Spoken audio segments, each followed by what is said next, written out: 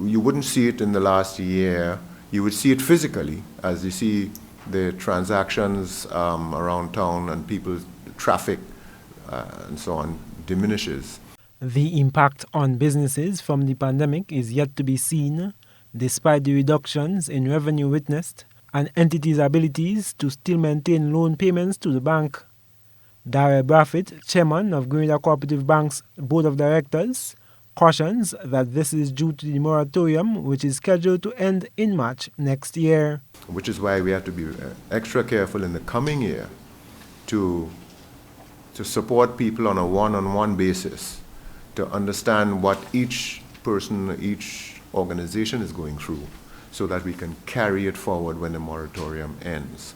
Mr. Brathwaite says there are some positive signs with the resumption of cruises to Grenada and an uptick in tourism. The other thing to consider is confidence has to remain high.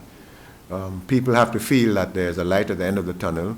Government's protocols and the ECCB-led structured response for banks in managing loan payments, the chairman notes, have been critical. However, he says it is difficult to mitigate or plan ahead for the future due to the uncertainties in regard to COVID-19. You can set up long-range plans, but you have to keep adjusting them as things develop. And anybody who tried to travel anywhere in the last year would realize you might be able to get there, but how do you get back? You know, borders can open and close unexpectedly, and flights have to be rerouted to bring you back home at a cost that you may not be practical.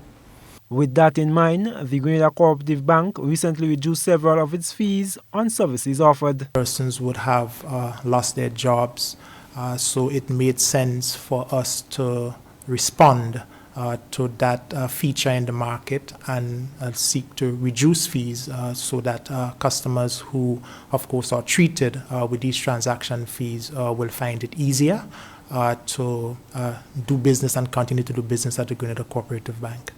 I am Gerard Joseph for GBN News.